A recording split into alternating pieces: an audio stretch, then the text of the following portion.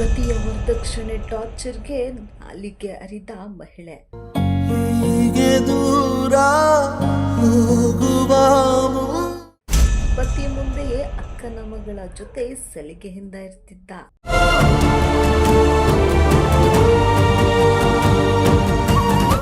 ಅಕ್ಕನ ಮಗಳೊಂದಿಗೆ ಸಲಿಗೆ, ಮತ್ತೊಬ್ಬ ಯುವತಿಯ ಜೊತೆ ನಿತ್ಯ ಚಾಟಿಂಗ್. ಹೀಗೆ ದೂರ ಹೋಗುವ ಸರ್ಕಾರಿ ಕೆಲಸದಲ್ಲಿರೋ ವರನೇ ಬೇಕು ಎಂದು ಹುಡುಕಿ ಮದುವೆ ಆಗೋ ಯುವತಿಯರೇ ಎಚ್ಚರ. ಇದೇ ರೀತಿ ಯೋಚನೆ ಮಾಡಿ ಸರ್ಕಾರಿ ಇಂಜಿನಿಯರ್ ಮಗಳು ಮದುವೆ ಮಾಡಿಕೊಟ್ಟು ಇವತ್ತು ಎತ್ತವರು ಕಣ್ಣೀರಲ್ಲಿ ಕೈ ತೊಳಿತಿದ್ದಾರೆ. ಈ ಘಟನೆ ಶಿವಮೊಗ್ಗದಲ್ಲಿ ನಡೆದಿದೆ. ಭದ್ರಾವತಿಯ ಡಿಬಿ ಹಳ್ಳಿ ಲತಾ ಮತ್ತು ಶಿಕಾರಿಪುರ ತಾಲೂಕಿನ ದಿಂಡಿನಹಳ್ಳಿ ಗ್ರಾಮದ ಗುರುರಾಜ್ ಮದುವೆ 2025 ಏಪ್ರಿಲ್ 14ರಂದು ನೆರವೇರಿತ್ತು. ಭದ್ರಾವತಿ ಡ್ಯಾನ್ನ ಕೆಪಿಸಿಎಲ್ನಲ್ಲಿ ಎಇಎ ಆಗಿ ಗುರುರಾಜ್ ಸೇವೆ ಸಲ್ಲಿಸುತ್ತಿದ್ದರು. ಸರ್ಕಾರಿ ಅಧಿಕಾರಿ ಎನ್ನುವ ಕಾರಣಕ್ಕೆ ಭರ್ಜರಿ ವರದಕ್ಷಿಣೆ ಕೊಟ್ಟು ಲತಾ ಪೋಷಕರು ಮಗಳ ಮದುವೆ ಮಾಡಿದ್ದರು.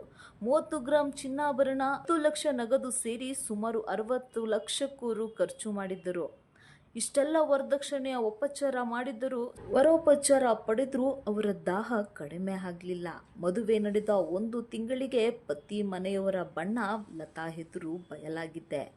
ವರದಕ್ಷಿಣೆಗಾಗಿ ಪತಿ ಗುರುರಾಜ್ ಜೊತೆ ಆತನ ಮನೆಯವರು ಪೀಡಿಸುತ್ತಿದ್ದಾರೆ. ಒಂದೇ ಒಂದು ದಿನವೂ ಲತನನ್ನು ಚೆನ್ನಾಗಿ ನೋಡಿಕೊಳ್ಳದ ಗುರುರಾಜ್ ಪದೇ ಪದೇ ಕಿರುಕುಳ ನೀಡುತ್ತಿದ್ದ. ಪತಿ ಮುಂದೆಯೇ ಅಕ್ಕನ ಮಗಳ ಜೊತೆ ಸಲಿಗೆಯಿಂದ ಇರುತ್ತಿದ್ದ. ಅಲ್ಲದೆ ಇನ್ನೊಂದು ಯುವತಿಯ ಜೊತೆಗೂ ಚಾಟಿಂಗ್ ನಡೀತಿತ್ತು. ಈ ಎಲ್ಲ ವಿಷಯದಲ್ಲೂ ಲತಾ ಡೆತ್ ನೋಟ್ನಲ್ಲಿ ಉಲ್ಲೇಖಿಸಿದ್ದಾರೆ.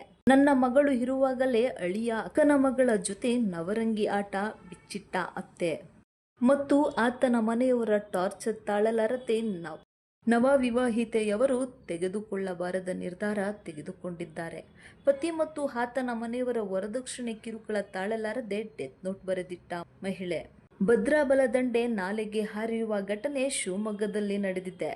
ಘಟನೆ ನಡೆದು 3 ದಿನಗಳಾದರೂ ನಾಲೆಗೆ ಹಾರಿರುವ ಮಹಿಳೆ ಪತ್ತೆ ಆಗಿಲ್ಲ.